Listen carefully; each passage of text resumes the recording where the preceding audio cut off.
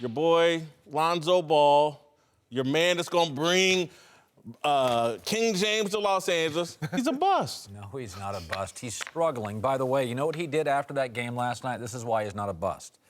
After that game last night, Luke Walton announced he went back to the practice facility and shot jumpers for hours. Okay, that's why he's not a bust. He's not full of himself. He's a hard worker. He's not physically ready to play. Anthony Bennett was very humble, but continue. Anthony Bennett wasn't even a dominant college player. Lonzo was the most impactful Pac-12 basketball player. It's a good conference. Listen, you want to know who's a bust and nobody's talking about it? Markelle Fultz. You think he's really injured? Or Why we got to change the subject? Every time I get you on a point, you try to change the subject and talk about somebody is a else. Bust. We talking about Lonzo Ball. He's not a bust. The man is shooting like 22% from By the way, field. who thought when he came into this league, that guy can shoot? A year ago, we were all like, if he can figure his shot out, he could be a star. We never thought he was a shooter. Did you ask Luke Walton how many shots he made at that practice he went back to? That's the key question. Here's the thing. He's averaging 9 points, 7 assists, and 6 rebounds a game. Not bad. He's become the youngest player in NBA history to have a triple-double. Yeah. And to shoot 22% from the field. In his second game as an NBA player, he scored 29 points against your Phoenix Suns and almost had a triple-double. I mean, 15 games in to call this guy a bust. He's got room to grow, a lot of room to grow. He's got to learn some things. He's probably got to change his shot. But to say he's a bust is just ridiculous at this point. Thank you. There's no way. Somebody's He's done good things. Somebody's got to be ahead of the curve. If I can take you on a visual journey, right? Honestly, there's an MVP caliber point guard who was MVP. The first 15 games of his rookie year, he shot 33% from the field with the same amount of attempts, least amount of three-point attempts, but +3 at the free throw line, right? Lonzo rebounds better, and this is going to blow your mind, and has a higher percentage of efficiency as far as assists. He averages more assists. You know who that person is, right? Russell Westbrook. Westbrook, who is the triple-double king. The most athletic person in the NBA, comparing to Lonzo Ball. But would you say that his rookie year? That he was the most athletic in the NBA at that time. I've mentioned several great point guards, John Stockton, Gary Payton, who struggled. I'll throw in another, Steve Nash. Nobody knew anything about Steve Nash. His first few years, he was coming off the bench. So it happens. I mean, was Steve Nash number 2 pick? No. By the way, let's stop worrying about that. Nobody cares where Tony Parker was drafted. Or can you play or can you not play? Do you think anybody cares where Kyle Kuzma was picked? Now he can play. That's all overrated media stuff. I got a stat for you all. Earl want to throw stats around. Let's put up some Staples Center stats. Okay. I want to show you who scored more points at the Staples Center between Lonzo. Can we show the stats between Lonzo Ball and Joel Embiid? This is the point differential between Joel Embiid at the Staples Center and Lonzo Ball. By the way, Joel Embiid, 4 years, played 43 games. I'll take Lonzo. He's played twice in the Staples Center, and he's outscoring the number 2 pick who they put up in the rafters. Let me show you another clever graphic. This is another clever one. Okay, let's go to mine. All these guys, number 2 picks. There you go. Gary Payton, Jason Kidd, Ball through 15 games. Oh, that's funny. And for the record, Lonzo has far more pressure than these guys.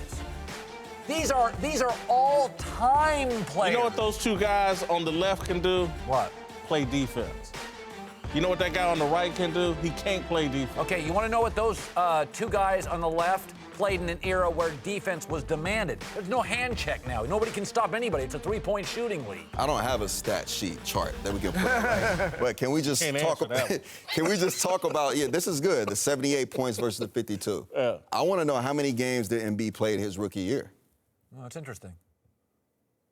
I don't know that. Probably zero. We'll have Zero. He's set. He got a year to prepare his mind, his body, being physically challenged and growing, and prepare for the rigors of the NBA. Y'all acting like I'm Magic Johnson, and I'm the guy that put him up in the rafters on draft day or whatever day. Magic did this. Set the expectations. Well, his dad. Magic set these, but hold on. I got one. I want to go to my Lonzo meter. You got your LeBronzo meter. I want to show you guys where Lonzo is on my Lonzo meter today. Yeah, he's sitting right at, probably going to play in China before this is over. Stop it. China League, Stop. Starberry, Let's also, can we Jimmer just... Fredette. I am much more lenient with college players today for two reasons. Number one is they come in at 19. Secondly, these domineering college basketball coaches, when you scout some of these players, these coaches don't let these kids... This is the first time a lot of these 19-year-old college kids have been running an offense. You're about to blame Steve Alford. Is that what I mean? No, what I'm saying is all these guys, all Calhoun, Thad Matta, most of these college guys walk down the court, look over at Thad Matta, he barks the offense. Not only is he a kid, for the first time in his life, run an NBA franchise. It's hard. A river. Yeah, look, as I'm saying he's not a bust. I think he's going to be a very good player. He does have some things he's going to have to change. I think he's going to have to change his shot, especially in the mid-range. That's hard to do. I also think even as a passer, and I've praised him for pushing the ball ahead on the pass. But what you see him doing is he's just pushing it ahead to get it out of his hands. Yes. You know, Hot potato. He'll get it to Brook Lopez at half court instead of waiting to see if the guy's going to be able to make a play or score a bucket to push it ahead. So he needs to learn to dribble it up the court sometimes instead of kicking it to a guy that can't do anything with it. So he does have some room to grow. He can be too passive. That's Let's transition a little bit. Last thing. Do you blame at all LeVar Ball for his struggles, for his son's struggles? No, I blame John Wall and Patrick Beverly. And the NBA's never been more rich in athletic, especially in the West. It's hard, man. The NBA right now in the Western Conference, what is your night off? Mike Conley? He put a bullseye on his son's back. Oh, It doesn't matter. Lonzo and LeVar, to me, LeVar's done an amazing job getting his son the platform we have today to speak about him. Lonzo's he's averaging 6.9 assists, 5.3 rebounds, and we're saying what? We're upset he's not a shooter? Well, he's getting benched in the fourth quarter, Earl. It doesn't matter. That's not his decision. He's a team. He's a part of a team. He's a part of a family. That's not his decision. He's coming to play, and he's never complaining. He's taking accountability. There's no excuses. He's in the gym getting better. This is where legends are made during adversity, and he's taking the right approach. I don't blame LeVar at all for the way Lonzo's playing. And like you said, guys go hard at you every night. And John Wall, who everybody said, he's going to kill Lonzo, he didn't have good games in two meetings with the Lakers. So I don't think that has anything to do with it. What I think LeVar has done is increase the scrutiny on Lonzo. Fair. Josh Jackson is not starting in Phoenix for one of the worst teams in the league, and nobody's paying attention. He was the number 4 pick. De'Aaron Fox is not starting in Sacramento for one of the worst teams in the league, averaging 4 assists a game, 3 rebounds. Nobody's killing him. Guess who My shouldn't point be is starting? They're killing Lonzo because of the dad. Guess who shouldn't be starting in Los Angeles? I wouldn't say shouldn't be starting. If you can't play in the fourth quarter, why should you start? You can't finish the game, but you can start it.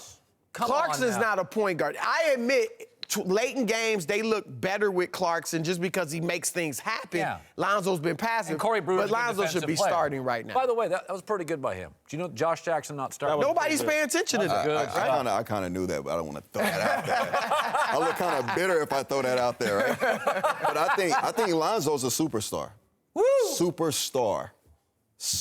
Now, I'm not going that far, but... You will one day. Trust me. It'll be too late, though. Either you own it now or you're not. I like him. You can't I think wait. star, maybe. Earl, You can't wait Before we go, can we score greatest underground rapper that no one talks about nationally? When I say tech. You say 9. Exactly. I say 9.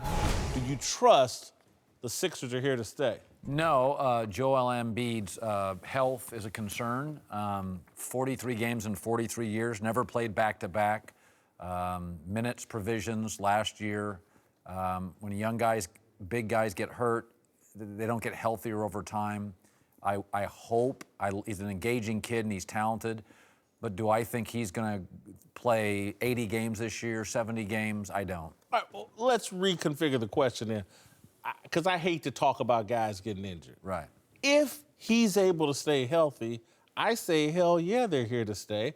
This kid is the truth. Yeah, Saric can play, Covington, Simmons. Yeah, it's a nice story. I think this is I think Joel Embiid is a transcendent player. Yeah. The 46 he just dropped on the Lakers is the real deal. And so I hate to burn bread on guys and talk about injuries and things like that. If the Sixers stay healthy, this process has worked. Yeah. Listen, Simmons, I just saw this today. He's the only player in the NBA this year averaging 17, 9, and 7. So he's really good. Last year he was supposed to play, got hurt. A little stronger, a little more mature. He's been great.